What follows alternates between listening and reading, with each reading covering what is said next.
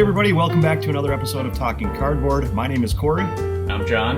I'm George. I'm Nick. And I'm Ryan. Hello everybody, and this is our Christmas gift idea video. Like I said, we're each doing our top 3 games, but we're doing it in a unique way, where our first game is best played at 1 to 2 players, second game is best played with 3 or 4 players, and our last game is more of like kind of a party style where it's 5 or more players. So let's get right into it. Starting with me, my 1 to 2 player game pick is, I couldn't find the other box. Let's see what side we're on. I should have done what Ryan did earlier. Oh boy. Don't make fun of me, but Twice as clever. So my choice is actually Ganshan Clever or That's Pretty Clever. This is the twice as clever sequel to it. We couldn't find the other box, but both games are just as good. They're kind of similar. It's a roll and write game where either you by yourself, you're trying to get the best score you can, or I played a lot with my wife, so you can play. It's a great couples game, great 2-player game, where you're rolling out these dice and trying to get different combinations to write down numbers on a sheet of paper. Each of the different colored dice are basically doing different things for you as well, and various goals. I'm not going to get into the complete explanation of the game, but it's really fun to try to use different special powers to re-roll the dice, to flip the dice, to manipulate the dice to complete these different sections on the board the best you can. So it's been a lot of fun. It's been a great fun for me. My wife likes it even more than I do, and it would be a great gift for, I would say, anybody, but I think for a younger crowd, it wouldn't work as well. So yeah, anyway, that's my pick. Nice. Never played that, but it looks fun. I like rolling dice. It's a lot of fun. Yeah. I'd also say that's one that I've never even heard of that before. It's not one I see in many people's collections, so that'd be a good one for if there's a gamer you're not sure, do they have this one already or not? That's probably a pretty safe bet that they maybe don't have that. Right. Yeah. My game is a game we just reviewed, and I'm probably going to keep hyping because I thought it was absolutely fantastic the few times I've played it. But that game is Skulk Hollow, which is a 2-player. There's a guardian and some foxen, and you're trying to kill the guardian or the foxen. And I don't know, it's like a strategic, small board deck management elements to the game. And then this guardian that you're fighting has its own deck with unique abilities that correspond to its body parts that you're slowly trying to destroy as the foxen heroes. I've been really impressed by this game so far, and like I said, I'm going to keep putting it out there for people to try. It is a little more involved than probably Corey's 1 to 2 player game, but I don't think it's too in depth that it could be outside the realm for any type of gamer over the holiday season. Like, we're probably going to be talking about that game in particular a whole lot more, possibly even in this video. No, I mean, but it's hot. It's hot for our group right now. That's one that is going to be coming up a lot as a 2-person game. Right, and they actually just announced an expansion to it, which is going to add another map and 4 more monsters or guardians, plus the ability to play 4-player. Next time it might be on my 3 to 4 player list. So. Yeah, there's going to be fox heroes and bear heroes. Mm-hmm. So one player can play as the bears, the other player plays as fox. And then the other 2 players could play as a different guardian each. So you could also do like a 2v2 type matchup too. Right. Double duel. Sounds cool. Really cool. That one's on my Christmas list already from your guys' video, so that's good. Great. It's worth it. John, I don't remember if this is something you brought up in the video or if it's something I saw somewhere else, but did you compare it or have some comparison to the old Shadows of the Colossus Yes, video game? That is exactly what it reminded me of. I mean, granted, in Shadow of the Colossus, you're like one hero trying to figure out how to defeat this, whereas in this game, you're like a band of foxen warriors. But yes, it definitely has that feel to it. Like, you're trying to figure out what is the most efficient way to take down this guardian and how to destroy its avenues of hurting you back, essentially. Yeah. So Sounds like the God of War. There's I swear in the God of War game you're taking out a boss too. In the God of War yeah, game. probably something similar to that. Yeah. Yeah, I'm curious how those compare, but yeah, you got me interested now in the Skulk Hollow game. I hadn't heard of it. We're gonna have to do a tournament style thing with it eventually, I think. Yeah, that's so the part that's going to interest me. Yeah. Is doing a tournament, because I need to figure out that game a lot better than the minimal exposure I have already to it. Well, George, you can attest to it too. It's really simple to play and to understand, but it's fun. Like Right. using the leap action to hop on the Guardian, and as you're leaping around the different limbs of the body, it really feels like you're trying to overwhelm that Guardian with as many of your characters as you can. And I don't know, it really implements it well. Yeah, so with more playthroughs, hopefully we'll get figuring out a meta and then like trying to bust that meta with it. But yeah, I've only played it that one time. So my 1 to 2 player is still KeyForge. COVID has really taken a hit on that whole that gaming community in particular. I still play a little bit online. I haven't played in person in a very long time. Actually, the last time I played in person, I won a store tournament, which was pretty cool. That's right. I got a playmat for it, which was really sweet. I'm just hoping that that's something that, as time progresses, that we'll be able to start playing more in person. And if the climate changes, then we'll be able to be doing tournaments again. Because I really loved playing that on a large scale and doing tournaments and really trying to maneuver a whole day of playing like 5 or 6 different games of KeyForge. Do they still have releases planned for that, or are they kind of on a holding pattern? Okay. They still have. They pushed the most recent set release. It was supposed to be in November, then they pushed it back to I think March or April. Oh, okay. But there is talk about them having to release more than 2 sets a year to try to re-drum up interest. So the game, it definitely isn't dead, but I'm not going to be a champion for it, saying like, KeyForge is doing great and all this good stuff. Like due to COVID, it really took a hit because that was a big groundswell of like in-person playing. So yeah. And like you said, when the climate changes, it's a lot easier to play the game in like the warmer months, right? Right. I was more referring to the medical climate of the pandemic, but all right. So for me, I went with the game One Deck Dungeon, and this game has rules for both solitaire and cooperative play for 2 players. In this game, each player is a heroine that is going through a dungeon, and the enemies that you're facing is a deck of cards, and they're either enemy monster that you have to actually fight with, or a obstacle that you have to get past. And there's a whole variety of color of dice that each represent a specific trait. So there's, I think, yellow is strength, blue is like magic, and pink is the trait color for agility.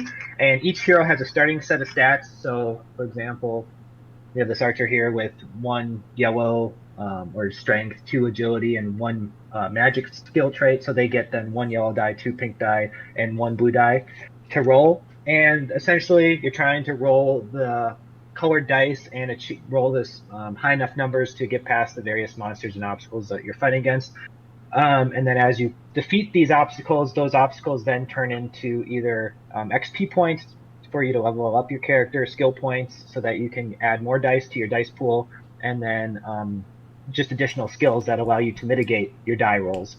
So, of course, a lot of people probably are hesitant to play a game that's revolving around die rolling, but I think this game does a good job of allowing you options to mitigate your poor dice rolling if you happen to do that. And it's a great solitaire game because it has a great form factor. It's easy to carry around with you. So if you're someone that is on the go a lot, this is going to fit into pretty much any size carrying case. Is it like a campaign style game too, where you progress? Yeah, exactly. So they actually do have a campaign kind of rule set included in the game if you want to play that way. So they have these little writing pads, and they give you a bunch of them, where at the end of the game you can give yourself like a permanent ability. So then when you play the game through the next time, you have a new permanent ability. Yeah, which is really cool. Yeah, it is really cool. With that said, they do have a nice digital version of this on Steam that one can buy. It's also an app version of it. So if you don't want to, can't play the physical copy very easily, you can play the digital one, which I've played, and I think that's the digital version is pretty well done too. I have not played this one. Sounds cool though. Yeah, my best 1 or 2 player game that I would recommend to buy is Hive.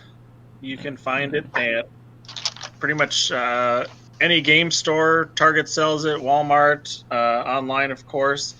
It's really cheap. I think it's like $20 or $25, and they make the pocket version, I think, is even less than that. There's a few expansions out for it, but it's just a great game. I bought this as a gift for a couple people for their weddings already, and they've all enjoyed it. It's just a great 2-player game. You can kind of get as deep into the thinking and strategy of it as you want, or just play it light and not really get into it too much if you want. It plays really fast. You can get through games in 10 or 15 minutes each, and then just keep rolling another game or not. But yeah, it's just a great little game for 2 people. I've played this game a couple times, and both times I had no idea what I was doing. It's kind of like I think it's kind of like chess, right? The better or the more you play, the better you get. For sure, but unlike chess, the learning curve is not so steep. So anybody can get into it. Anybody can. I mean, every time you play, you get a little bit better and you realize your mistakes very easily and very quickly. So you get better really quickly. All right, my 3 to 4 player pick is Wingspan. I don't know if you guys have ever heard of it. Nope, never played it. What is it? Wingspan. Wingspan? Yep. The theme is bird watching, trying to bring birds onto your little conservatory or backyard or wherever you're at. But yeah, it's a really neat engine builder, tableau builder. You're trying to get these birds to play into your tableau to combo with each other the best you can to get points. You're laying eggs for points. You're getting bird food for points. Also, the bird food doubles as buying new cards and adding that to your tableau as well. But very neat system where each player has their own player board in front of them. So you have specific birds that you played just in front of yourself, and those give you the special powers and abilities just for you. And also a very simple action selection system where you've got different actions on the side of your board. Play a bird, you can gather food, draw more cards, so on and so forth. The really cool mechanism with this, though, is the more birds you lay down, the better those abilities get as well, or the better your actions get. So, and the more expensive they get too. Right. But just really fun, really neat. Each bird card is unique, and they have a fun fact for each bird on the card as well. So it's kind of fun to read about. I know that was Church's favorite part of the game when we had played. Once he learned how to read. Within a game is learning all about those birds. Yeah. So it's neat. It's neat to read the fun facts and to play it out. But really, it's there's a lot of game here to love too. And every time you play is different. The stack of birds is a huge stack of birds. The expansions add more birds too. You can buy any of the expansions. I think the second one comes out here shortly, the Oceania with the ocean birds. But you could buy either or and just add more birds to the deck for more variations. So Wingspan is a great pick for me. Nice. And I think to build off of that, that's one that we've played on Tabletop Simulator before as a group, and that's worked out quite well. Mm-hmm. As long as nobody promises to just keep putting eggs in random spots on the table, but or enlarging the egg or whatever it was. Yeah. Yes. Yeah. But Wingspan was a fun one that we did on TTS a couple of times. Yeah. Also, to piggyback on that, my wife just found the European Birds expansion for that. So if someone already had Wingspan, this could be something else you could pick up for them. Yeah, and I will say that it adds a lot of mechanics and new ways to combo your tableau out with those new European birds, so definitely worth it. On to me. So my 3 to 4 player game I think is best played at 4 players, and that's Queendomino. I just love this tile placing game. I don't know, if I'm going anywhere I always bring it, or I'm asked to bring it, and I think I've sold about 8 to 10 people on this game now for their families or friends, so definitely a staple, and you can still find it pretty much anywhere, and it's relatively cheap, I think like $40. And it's just a really simple tile placing game with some extra mechanics and the queen and dragon and building tiles you're putting onto your board, but really it's not adding anything too complex if you know anyone that's played Kingdomino. So yeah, I don't really know how much to say about Queendomino because we've talked about it in the past a bunch, so I'm just going to leave it at that. Queendomino, really fun. Well, and that one is also, it's a good entry-level game because the mechanics of it are very straightforward, and on the box of the rule book they place the frequency of each of the tile types. It's actually on the rule book, I believe. Yeah. Yep. So it's a very straightforward, it's not an easy game, but it's a very low level of entry, and then we play the heck out of it all the time. Yeah. Right. And if you've got a family with younger kids too, maybe try Kingdomino, which is very similar. It just takes away a couple of The more complex. Yeah. My 3 to 4 player is along the same lines. It's Splendor. I could have put that for my 1 to 2 person game also. That I think a year ago I bought all 4 expansions came together, and some of them are better than others, but just that it's an engine builder where you are drafting different gems to then fill orders, and sometimes you score points on some of your orders, but other times you're just building up a more diverse resource that you can draw from in order to be filling orders later on. There's a bunch of different lines or ways that you can take to try to be building up your engine. So I've mostly played it 2-player, but that was one of the first games that I got introduced to by you, Corey, and then I promptly bought it from you. And yeah, so it's easy to learn. It's again, it's simple like Queendomino. Low level of entry, and it kind of gets people engaged. Super easy to teach. Like if you have some parents or people who aren't necessarily as much into gaming, I think you could sit down with them, easily teach it, and I think they would have a great time playing that. One of those that breaks down the barriers of gamer and non-gamer. And this one also has an iOS and a smartphone app that you could play instead. I mean, if you're trying to play digitally that way too, so you don't have to do like Tabletop Simulator, you can just buy the app on your phone, which I think is $5. So, nice. Cool. All right. So for me, with no specific one in mind, my best 3 to 4 player game is Zombicide. So I personally own Zombicide, Invader, and then also Zombicide, Black Plague. And the reason why I'm saying it's a good 3 to 4 player is because I think at 3 to 4 players it's just best played. I've played, I think now 3 of the Zombicide games. I played the basic one in addition then to Black Plague and Invader, and think they all more or less play the same. So that's why I'm not saying anyone is any better than any other. But I do think it's a great kind of Ameritrash game. Easy to learn because you basically have 4 actions, which are typically going to be move and attack with whatever weapon you have, and I really like the attack mechanism where it's just the weapon tells you how many dice you're rolling, how many 6-sided dice you're rolling, what you need to get a hit with those 6-sided dice, how much damage the die does if it does hit, and then there may or may not be special rules with the weapon. But yeah, pretty basic game to learn, but there's a lot of scenarios in whichever version of Zombicide you get, so a lot of replayability if you want to go through all the scenarios. So yeah, that's my best 3 to 4 player game. About that 3 to 4, I went with, it's a newer game and also kind of an older game, but Small World of Warcraft. It's if you've played Small World, maybe overplayed it as some people claim to have. It's basically the same as that, but reskinned as World of Warcraft with new characters, new abilities. So if you have a board gamer who hasn't played Small World or a big fan of World of Warcraft, they'd love it as well. I know, John, we played at your house a couple times, and I think you played it even more because I left it there and loved it. But it's a great little game. It's easy to learn, pretty straightforward, plays quick. You could play it probably with maybe not super young kid, but youngish kid. Be good for them as well. Yeah, I was actually going to choose that for my 3 to 4 player game, but Queendomino just barely won out, and I was hoping someone else would bring something like that up. So yeah, definitely really fun.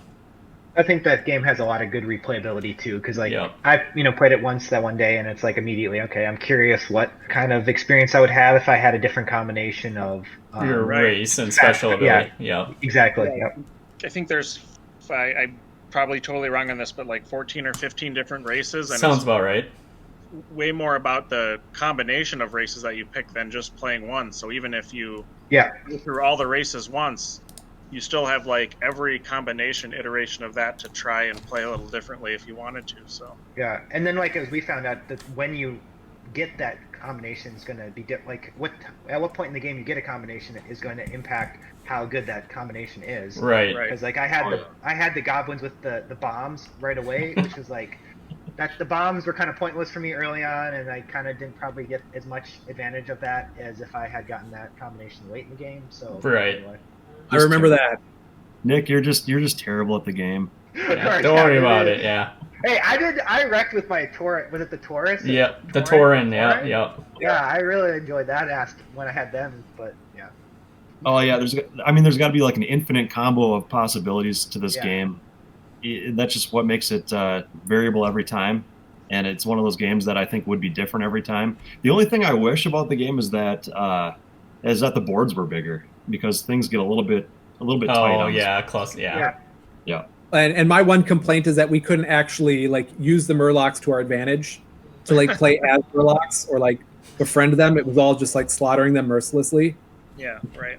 Play World of Warcraft, and it makes sense. Warcraft. I don't know if that's like par for the course, but I mean, you kill a lot of Murlocs. Yeah, a lot of Murlocs. Well, I think I'm the only person in existence that likes this game, because I never hear about it being talked about.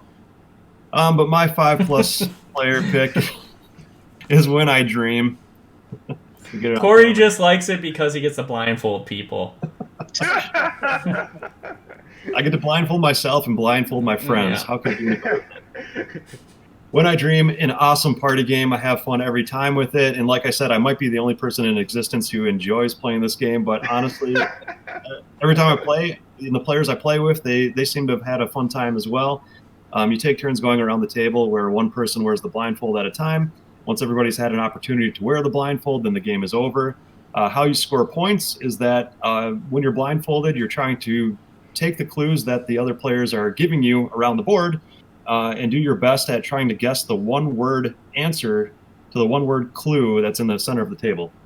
So there's a card in the center of the table that has a picture on it, one word associated with it. There are some people that are fairies, some people that are the boogeymen, some people that are sandmen, and depending on what character you are either trying to give a good clue, a good one-word clue, or a bad one-word clue to the person who's blindfolded. And the more you get the blindfolded person to guess correctly, if you're the fairy, the more points you get. If you're the boogeyman, you want the guesser to get the clue wrong. So the more times they get it wrong, the more points you get. And if you're the Sandman person, you want to even that pile out between correctly guessing and incorrectly guessing the answer. So a ton of fun, a lot of variability. Each card is double-sided, so you've got 2 words on each card that you can flip. Or yeah, they're double-sided, and there's 2 words on each side of the card too. So one that does not have an expansion, and one of my choices that was going to be on the list was I was going to put Dixit, which is another similar art style game with cards that has a ton of expansions to it, and for whatever reason they have not come out with an expansion to this game. And honestly, it probably really doesn't need one. There's so many cards in the box that the odds of playing through them are pretty slim. But just give me another stack of cards that I can mix That's in and true. just cut the deck in half and use that half for that game. That's true. That's all I'm looking for, but I don't know. Anyway, this is one that'll never leave my collection because it's that much fun. It's so stressful, though. Trying to go back and recall your dreams. Oh yeah, that is hard. I was going to say it's stressful to guess when you're supposed to be the boogeyman and guess something unrelated to what it is. You think that'd be the easiest thing in the world. Like you end up messing up and guessing something still giving a clue that's still related to the card because you can't. But if the game was too easy, it wouldn't be fun. Right. No, I agree. That's the thing is when you look at the box of that game, it looks like, oh, this is kind of for a younger audience. But it's like, man, if it's stressful for adults, I can't imagine like younger kids. I think they could easily retheme. I think they could retheme this game to a more mature or a more like adult theme, and I think it would get a lot more buzz.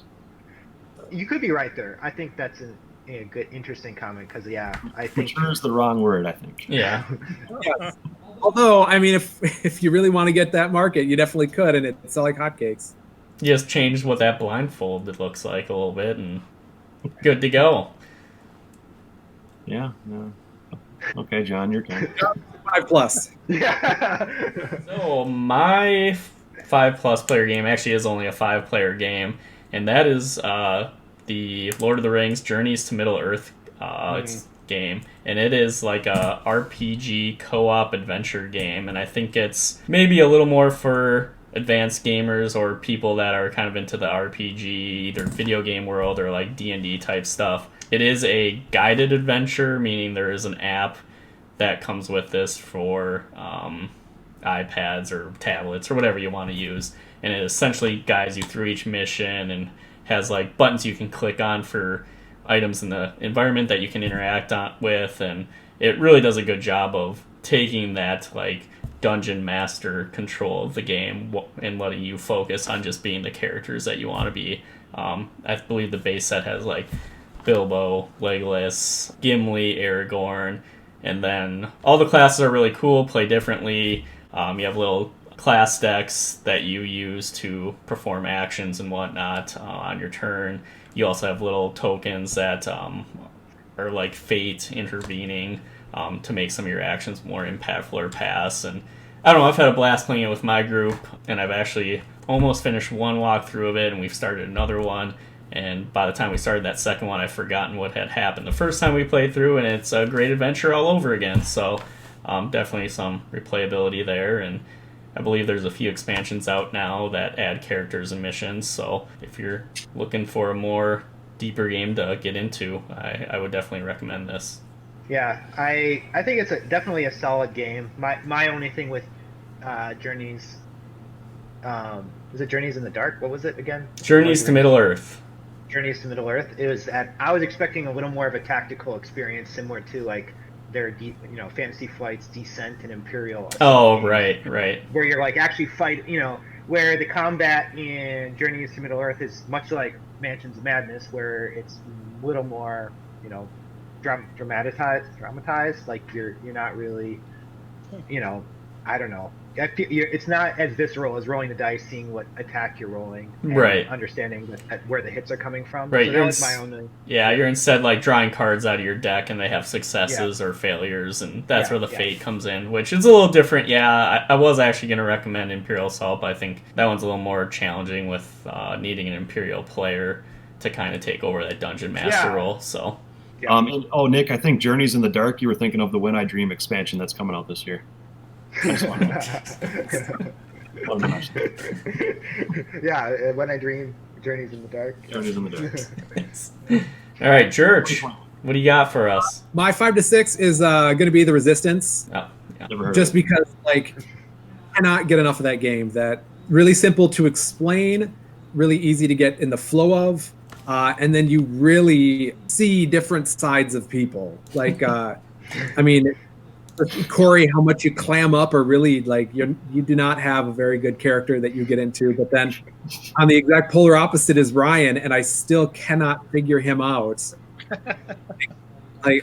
So what kind of game is this, Church? Let us know a little bit about it.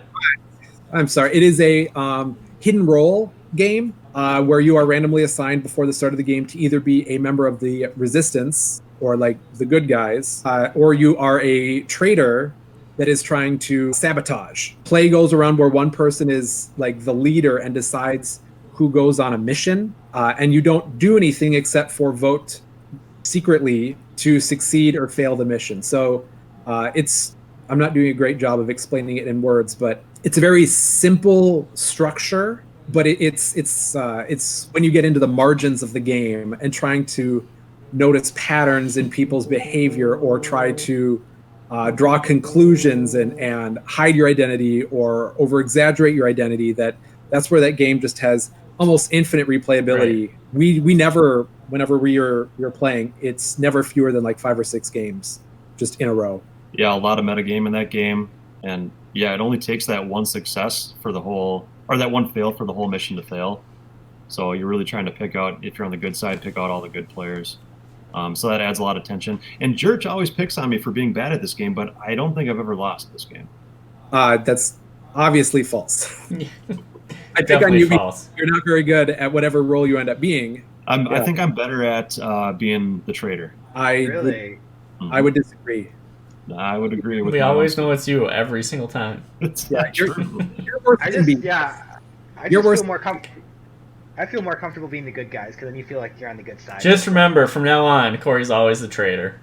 You heard it here first. I'm more comfortable as one of the traitors, because then I get to, or I feel empowered to manipulate the narrative.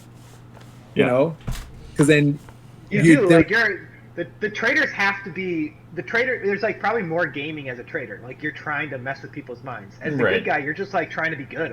I'm doing what I'm supposed to be doing. But you're trying to convince people that you're good. You're trying to convince people but you're not acting. I feel as a traitor, you're acting, because you are acting. You're pretending you're good when you're not. So that's like, it takes skill to be a good trader player, in my opinion, at least. And I have a lot of skill. I laugh a lot when I'm the trader, so that doesn't help. That part doesn't. I pretty much laugh the second that they are like, "Oh, everyone, open your eyes," and I'm sitting there already with a big shit grin on my face. When you see who you're paired up with, like I think there was one where it was me, John, and Corey, and I just like I get that sinking feeling because I know that then you're going to reveal yourself, Corey, and then John's going to try to do some weird stuff, and I just have to like dodge your bullets, metaphorically speaking, in order to stay under the radar enough. And I love the mental exercises and the games within the game of that there's no chance involved. There's not like really better players or worse once you understand the mechanics of the game. It's all based on social deduction and then manipulation. Yeah. And whoever's watching this, do not trust George. I'm extremely good at this game. And if you ever get a chance to play, you're going to want me on your team. For me, my best 5 to 6 player recommendation for a holiday gift, which I actually don't own and don't intend to own since I have a friend that owns it, is Twilight Imperium 4th Edition. And Twilight Imperium 4th Edition, from the title, as you can guess, has already been implemented as a 1st, 2nd, and 3rd edition. The 4th edition came out a couple years ago now from Fantasy Flight Games.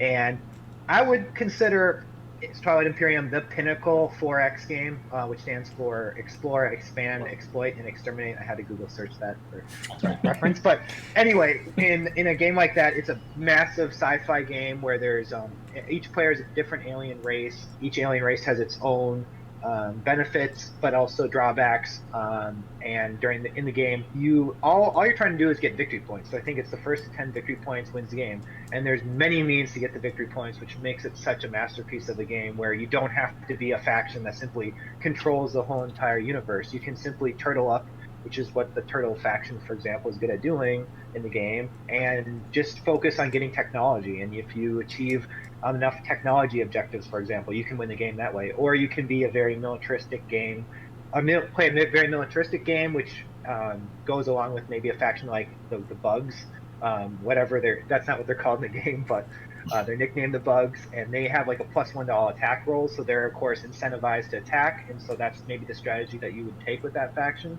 But the reason why I'm saying 5 to 6 players is because it feels like you're playing a complete game with Twilight Imperium. And I say that coming from playing, I think, a 6-player game that lasted like 24 hours, which definitely adding players makes the game it's probably going to make the game go longer. But by saying I'd still rather play the game with 5 to 6 after playing like a 24-hour like a marathon of that game, I think goes to show why it's good at the higher play counts. I can't say that playing 3 to 4 players would be bad, but I think you just have a lot. You feel like you're always in the game at 5 or 6 players. It's difficult for someone to probably get an early lead and dominate the whole entire universe or whatever galaxy if you're in a 3 to 4 player game. So yeah, that's my best 5 to 6 player game. And going back to the holiday gift, as a holiday gift suggestion, they just came out with an expansion. The base game of 4th edition comes out with a whopping like 14 races to choose from, which basically is every expansion that was released for the 3rd edition in the base box, which is crazy in my opinion. Wow. And yes, it does come at a heavy price tag. I think it's definitely over $100 for the base game, but relative to the other games out there, I think it's well worth the money. So if you really want that nice special gift for that special someone, definitely that is in the board gaming, then this game is something to consider. Just make sure that they have 5 to 6 people to play it with, because that's going to be the challenge. Like, they have this nice game, and now what? So, and you have the time to play it. Yeah, and have the time to play it. So keep that in mind. But like I said, the expansion adds a lot of cool stuff too. So even if they have the base game, then the expansion would also be a great holiday gift idea. You're hearing it here first, folks, but our next 24-hour marathon could just be one playthrough. So there you go. Mine, I've talked about in best of lists before on this channel, but it'll come back into this list, is Captain Sonar. It's such a good game. 5+ is a bit of a misnomer because 5 would be near impossible to play it, but 6 players you can do, 7 players you can do, and it's best at 8. A lot of replayability. It's a teams game split up into 2 groups, whether it be 4v4, 3v3, 3-on-4, whatever. and each player takes a different role of a member on a submarine crew, and you're trying to hunt down and destroy the other team's submarine. But it just descends into chaos almost immediately, and it's so fun. It's great with friends, it's great with family. I just can't recommend it enough. If you like getting together and you have that many people that get together often, it's a great addition. It's real time too, right? Yep. Oh, Yep. It's just you 4 people lining up on opposite sides of the table, and it's just becomes a shouting match, but it's so fun. Right. I think that was the hardest thing when we played that first time at FFG. Yep. Is we were all like being nice and procedural about it. Like, hold on, can you repeat that again? I wanted to hear where you went. No, this is supposed to be hectic and everybody at the same time. Yeah. Another one I haven't tried yet. Yeah, I haven't tried that game either, but I honestly would really love to play that sometime. It sounds like a lot of fun. Thanks everybody for tuning into today's video. I know it was a little bit longer one, so if you stuck with us to the end, I would really appreciate it. And as always, if you like the content for the channel, please consider subscribing. We'd really appreciate it. You all have a great day.